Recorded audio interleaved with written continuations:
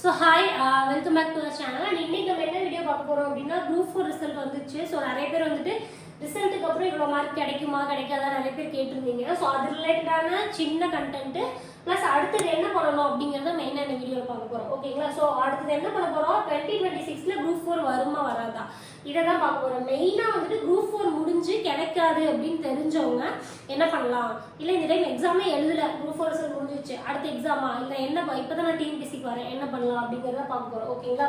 So அதுக்கு முன்னாடி வந்துட்டு ஃபர்ஸ்ட் டிஎன்பிசியில் எனக்கு கிடைக்குமா கிடைக்காதா நிறைய பேர் வந்துட்டு கேட்குறீங்க.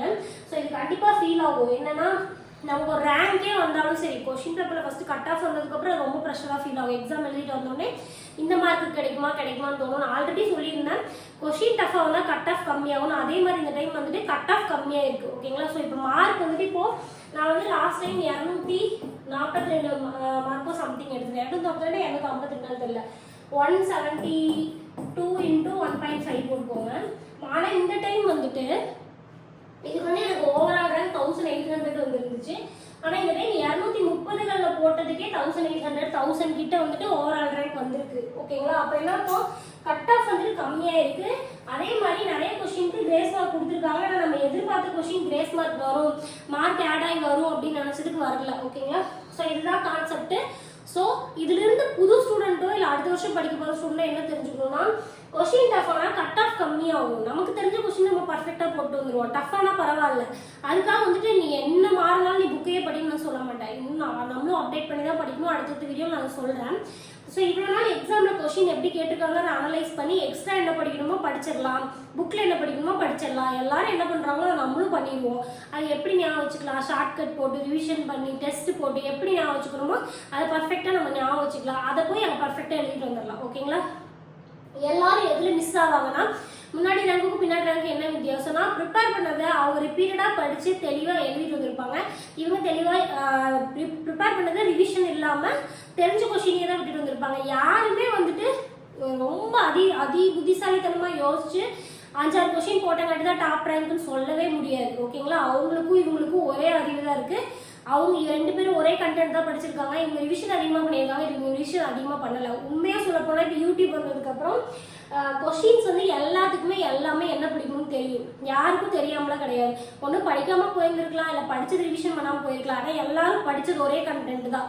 யூடியூப்லையோ நம்மளோ சிலபஸ்லேயோ சொல்கிற கண்டென்ட்டை தாண்டி அவுட் ஆஃப் புக் போகிற கொஸ்டினை யாருமே போடுறது கிடையாது.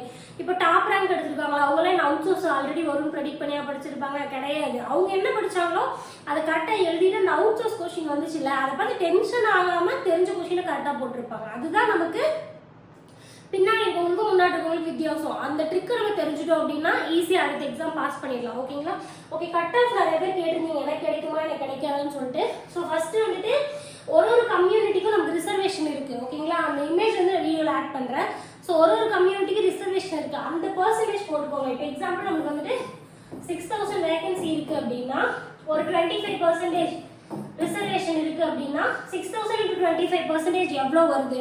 ஸோ அதை தான் வந்துட்டு நமக்கு கொடுப்பாங்க. ஓகேங்களா? ஸோ அந்த ரேங்க் இருக்கு அப்படின்னா நீங்கள் வந்துட்டு உங்களுக்கு கிடைக்கும். அந்த ரேங்க்கு கூட +100. ஓகேங்களா? ஏன் இந்த 100 சொல்கிறேன் அப்படின்னா, இப்போ எக்ஸாம்பிள் வந்துட்டு சாரி இப்போ 6000 என்னோட கம்யூனிட்டிக்கு நான் எக்ஸாம்பிள் சொல்கிறேன். இது எல்லாமே என்னோட கம்யூனிட்டிக்கு வந்துட்டு 18%ன்னு வச்சுக்கோங்க.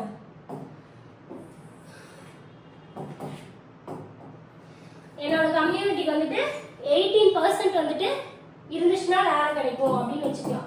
ஓகேங்களா? அப்போ 18% இல்லை 10%னா ஒரு 600, 18%னா இனி ஒரு 500 போட்டுக்கலாமா? அப்ராக்சிமேட்டாக நான் சொல்கிறேன்.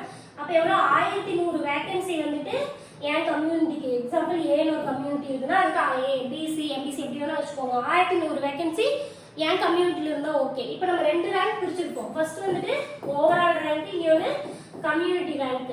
இப்போ ஓவரால் ரேங்க் இருக்கு இல்லையா, ஓவரால் ரேங்கை விட்டுருங்க. ஓவரால் ரேங்க் வந்து நீங்கள் 6000 இருக்குன்னா 6000க்கு 6000 + 1000 வரைக்கும் இருக்கலாம். இல்லை 6000 வேகன்சினா நீங்கள் ஒரு 8000 வரைக்கும் இருக்கலாம். ஓகேங்களா? அது வரைக்கும் இருந்தால் வேலை கிடைக்கும். இது வந்து நான் பார்டரில் சொல்கிறேன். நல்ல வேலை முன்னாடி கவுன்சிலிங் ஃப்ரண்ட் அதெல்லாம் நான் சொல்கிறேன். கடைசி வரைக்கும் எவ்வளோ ரேங்க் வரைக்கும் கிடைக்குங்கிறத நான் சொல்கிறேன். ஒரு 8000 வரைக்கும் கிடைக்கும். கம்யூனல் ரேங்க் நீங்கள் மெயினாக பார்க்கணும். பார்த்துக்கோங்க ஓகேங்களா. ஸோ கம்யூனிட்டி ரேங்க்ல பார்த்தீங்கன்னா 1100. இப்போ என்னோட கம்யூனிட்டி 80% அப்படின்னா 6000 × 18% போட்டுக்கோங்க. எவ்வளோ வந்து 1100. அப்போ என் கம்யூனிட்டிக்கு 1100க்குள்ள ரேங்க் இருக்குன்னா கம்பல்சரி கிடைக்கும் ஓகேங்களா. 1100க்குள்ள ரேங்க் இருந்தால் கம்பல்சரி கிடைக்கும். இன்கேஸ் எக்ஸ்ட்ராவா ஒரு 100 இல்லைன்னா ஒரு 200 போட்டுக்கலாம் ஓகேங்களா. 200 போட்டோம்னா ஒரு 1300 வரைக்கும் கண்டிப்பா கிடைக்கும். 1300க்கு மேலேயும் ஒரு 1400 500 வரைக்கும் வந்துட்டு கிடைக்க வாய்ப்பு இருக்கு. எப்படி வாய்ப்பு இருக்குன்னா, நம்ம கம்யூனிட்டியில் இருக்கவங்க நிறைய பேர் என்ன பண்ணுவாங்கன்னா ஜென்ரல் எடுப்பாங்க, உமன்ஸ் நிறைய பேர் அவங்க கேட்டகரியில் எடுப்பாங்க. அப்படி இருக்கிறப்போ டிசேபிலிட்டி கேட்டகரி அந்த மாதிரி நிறைய அவங்க பிஎஸ்டிஎம் இதெல்லாம் போயிடுவாங்க. 1100லேருந்து ஒரு 200 பேர் கழியிறாங்கன்னு வைங்களேன். நம்ம 1200 ரேங்க்ல இருக்கோம். 1100 200 பேர் கழிச்சிட்டாங்கன்னா அப்போ எவ்வளோ நம்ம கம்யூனிட்டியில் இருக்காங்க? 900 பேர் தான் இருக்காங்க. ஆனால் கம்யூனிட்டி வேகன்சி எவ்வளோ? 1100. அப்போ நமக்கு கிடைக்கும்ல.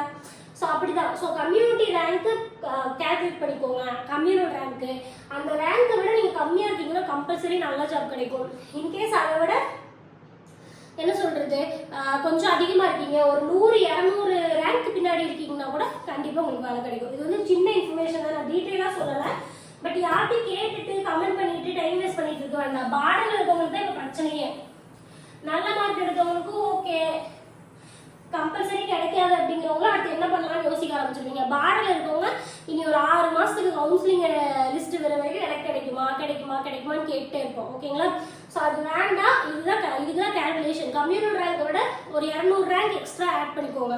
கம்யூனல் ரேங்க் ப்ளஸ் 200 1300 இருக்குன்னு வச்சுக்கோங்க எக்ஸாம்பிள். அந்த ரேங்க்குள்ள இருக்கீங்கன்னா உங்களுக்கு கிடைக்கும் அப்படின்னு வச்சுக்கோங்க ஓகேங்களா. ஸோ ஓகே, இப்போ வந்துட்டு இப்போ எனக்கு கிடைக்கல, இப்போ நான் என்ன பண்ணலாம்? இந்த எக்ஸாம்பிள் எனக்கு கிடைக்காது, இதில் நான் வேலைக்கு போகிறது இல்லை. அப்போ என்ன பண்ணலாம் அப்படின்னா, ஃபர்ஸ்ட் அதில் 2ஆக பிரிச்சுக்கலாம். ஃப்ரெஷர்ஸ் நிறைய பேர் வந்து இப்போ நான் ஃப்ரெஷர் சும்மா குரூப் 4 எழுதி பார்த்தேன். நம்ம பேட்ச்ல இப்போ போன பேட்ச் ஸ்டூடெண்ட்ஸ் நிறைய பேர் போட்டிருந்தாங்க. மேம் நான் சும்மா தான் எழுதி பார்த்தேன், 120 மார்க் வருது, 140 மார்க் வருது, என்ன பண்ணலாம் அப்படின்ட்டு. ஸோ அவங்க நம்மளே தனித்தனியாக மெசேஜ் பண்ணியிருந்தேன். அந்த மாதிரி சும்மா எழுதி பார்த்தேன், இல்லை நான் எழுதவே இல்லை குரூப் 4 எக்ஸாம், அடுத்த வருஷம் எழுதலான்ட்டு இருக்கேன் அப்படிங்கிறவங்க ஃப்ரெஷர். அவங்கெல்லாம் என்ன பண்ணலாம் அப்படின்னா, சிம்பிள். நீங்கள் உங்கள் காலேஜ் முடிச்சு வரீங்கனாலும் சரி, ஹவுஸ் ஒய்ஃபாக இருக்கீங்கனாலும் சரி, ஃபுல் டைமுக்கு வந்து படிங்க. இதுதான் கெரியர். டிஎன்பிசி தான் கெரியர்னு போகிறீங்கன்னா ஃபுல் டைமுக்கு வந்து படிங்க, அவ்வளோதான். ஏன்னா ஃப்ரெஷருக்கு வந்துட்டு ஏபிசி தெரியாது, டிஎன்பிசியில் பேசிக் என்னன்னு தெரியாது. இப்போ டிஎன்பிசியில் நிறைய மாற்றங்கள், நிறைய கொஷின் பேப்பர் அப்டேட் பண்ணுறாங்க. ஸோ இதெல்லாம் பேசிக் தெரியாது. இவங்க 1-2 ஷெட்யூல் 1-2 வாரங்கள் ஒரு ஷெட்யூலை ப்ராப்பராக ஃபாலோ பண்ணி படிக்க ஆரம்பிக்கிறப்ப தான் டிஎன்பிசினா என்ன, கொஷின் பேப்பர் எப்படி கேட்குறாங்க, நம்ம என்ன படிக்கணும், எங்கேருந்து படிக்கணும், புக்கு என்ன வாங்கணும் அப்படிங்கிற கூட பேசிக்கே தெரியாது. ஏன்னா நானும் வரப்போ அப்படி தான் இருந்தேன். ஸோ அந்த மாதிரி இருக்குன்னா அவங்களுக்குலாம் வந்துட்டு ஃபுல் டைம் படிக்கணும், இப்போ இருந்தே படிக்கணும். 1 இயர் கிட்ட இருக்கேன் அடுத்த எக்ஸாமுக்கு, 1 இயர் ஒரு 8 மந்த் இருக்குன்னு கூட வச்சுக்கலாம். ஸோ அவ்வளோ நாள் படிக்கணுமானா நீங்கள் ஃப்ரெஷ்ஷுக்கு உங்களுக்கு பேசிக் நிறையா தெரியாது. நீங்கள் என்னதான் இப்போ தமிழ் புக் எடுத்து இயர் 1 படிங்கன்னு சொன்னாலுமே அந்த இயர் 1 என்ன பாயிண்ட் ஆஃப் வியூவில் படிக்கிறதுன்னு தெரியாது. இப்போ ஆல்ரெடி எக்ஸாமில் இருந்தவங்களுக்கு அங்கேருந்து எப்படி கொஸ்டின் கேட்பாங்க, எதை ஃபோக்கஸ் பண்ணணும், எதை படிக்கணும், எந்த ஆங்கிளில் கேட்பாங்க, எதை கவனிக்கணும்னு தெரியும். ஸோ அது வந்து தெரியாது. அது தெரிஞ்சுக்கவே உங்களுக்கு 2 மாதம் ஆகும். அதனால் நீங்கள் ஃபுல் டைம் படிக்கிறது தான், வேறு ஆப்ஷனே இல்லை. அதே மாதிரி அடுத்து ஆனுவல் பிளானர் வந்துட்டு 1 மந்த்ல வரப்போகுது. டிசம்பர்ல நமக்கு வந்துடும் ஓகேங்களா. ஸோ டிசம்பர்னு சொல்லிட்டாங்க, நவம்பர் மாதம் கம்ப்ளீட்டாக இருக்குது, 1 மந்த்ல வந்துடும். ஸோ ஆனுவல் பிளானரை பொறுத்து குரூப் 2 குரூப் 4 ரெண்டுக்குமே ஃபோக்கஸ் பண்ணுங்க. உங்களால் முடியும் அப்படின்னா குரூப் 1க்கும் ஃபோக்கஸ் பண்ணுங்க ஓகேங்களா. ஸோ ஃப்ரெஷ்ஷராக இருக்கீங்கன்னா எடுத்தோடனே குரூப் 1 ஃபோக்கஸ் பண்ணிங்கன்னா குரூப் 2 குரூப் 4 ஈஸியாக இருக்கும் எழுதுறப்போ. இது ரெகுலராக வேலை கிடைக்கும். இன்கேஸ் குரூப் 1ல கூட வேலை கிடைக்கலாம். உங்கள் ஏஜும் இருக்குதுன்னா நீங்கள் பொறுமையாக குரூப் 1 கூட படிக்கலாம் ஓகேங்களா. இதுதான் ஃப்ரெஷ்ஷர் பண்ண வேண்டியது. அடுத்து எக்ஸ்பீரியன்ஸு. ஆல்ரெடி நான் வந்துட்டு 2-3 வருஷமா படிக்கிறேன், நான் 1 இயர் ஸ்பெண்ட் பண்ணி படிச்சுட்டேன். இந்த எக்ஸ்பீரியன்ஸ்ல எதுக்கு சொல்றேன்னா, இப்போ நான் 3 டைம் எக்ஸாம் எழுதினாலும் இப்போவும் நான் வந்து வீட்டில் எனக்கு சுச்சுவேஷன் வந்து நான் படிக்கிறதுக்கு ஓகேவா தான் இருக்கு. நான் இப்போ படித்தாலும் ஓகே தான். அந்த 3 டைமே நான் அசால்ட்டாக தான் படித்தேன், நல்லா படிக்கல, எனக்கு பெருசாக ஹர்ட்டிங்கில் எதுவும் இல்லைன்னா அவங்களும் ஃப்ரெஷ்ஷர் கேட்டகரி தான்.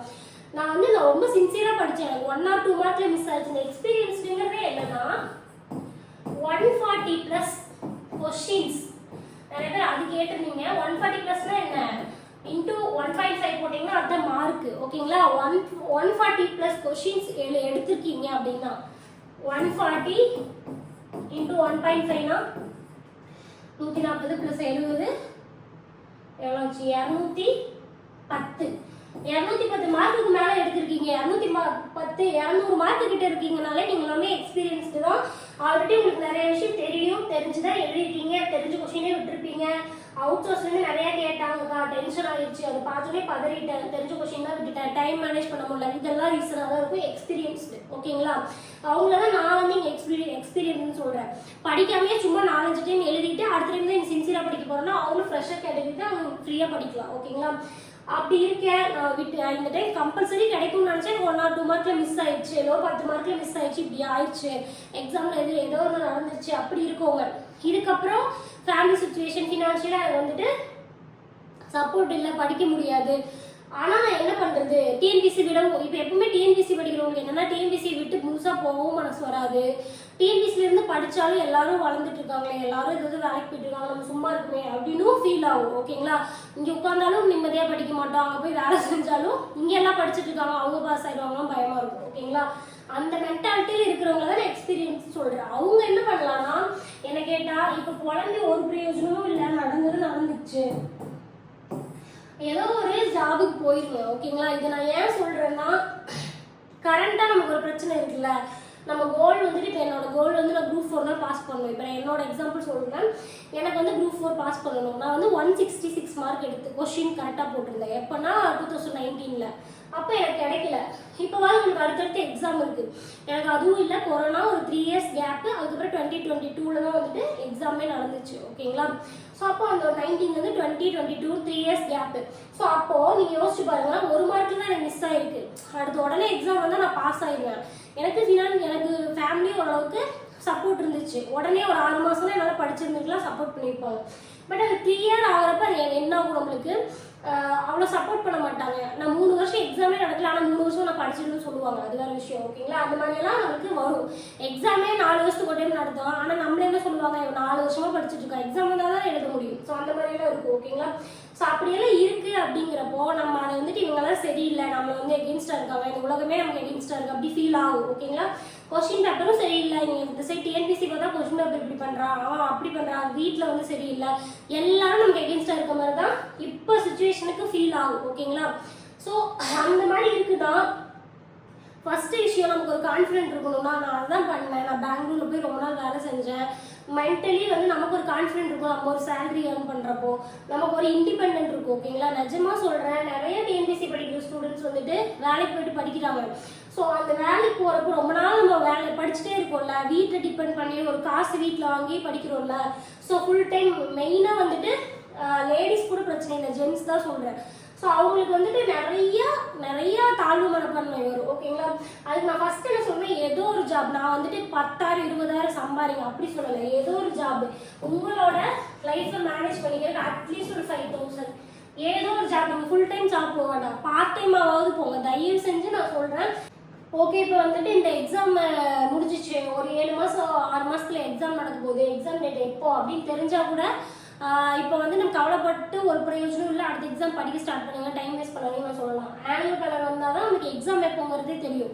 ஸோ அப்போ எக்ஸாம் எப்போன்னு தெரியாது, ஆனுவல் பிளானர் வரதுக்கு 2 மாதம் ஆகும். அந்த 2 மாதம் போயிட்டு பார்டரில் இருந்தால் போய் கிடைக்குமா கிடைக்காதான்னு மெசேஜ் பண்ணிட்டு இருக்கிறது, இல்லைனா வந்துட்டு கொஸ்டின் பேப்பர் சரியில்லை, நம்ம எப்படி படிக்கிறதுன்னு கான்ஃபிடென்ட்டை குறைச்சிட்டு அதையே திங்க் பண்ணிட்டு இருக்கிறதுக்கு வேலைக்கு போகிறது எனக்கு என்ன பெட்டர் அப்படின்னு நான் சொல்லுவேன். ஓகேங்களா, அதுவும் பார்ட் டைமாக தான் சொல்கிறேன், நான் ஃபுல் டைம் போகாதீங்க. ஓகேங்களா, ஃபுல் டைமும் வேணாம். ஏன்னா ஃபுல் டைம் போகிறீங்கன்னா, எனக்குமே ஒரு இடத்துக்கு நம்ம வேலைக்கு போகிறோன்னா நிறைய போனவங்களும் தெரிஞ்சிருக்கும், காலையில் போய் ஈவினிங் வரோன்னா அந்த ஃபுல் டே வந்துட்டு அங்கே தான் இருப்போம், அங்கே அந்த மைண்டு ஃபுல்லாமே அங்கே தான் இருக்கும். வீட்டுக்கு வரப்போ தான் வீடுன்னு ஒன்று இருக்கிறதே நமக்கு ஞாபகம் வரும். ஸோ அப்படி இருந்துச்சுனாலும் நம்ம கோல் என்னங்கிறதே தெரியாது.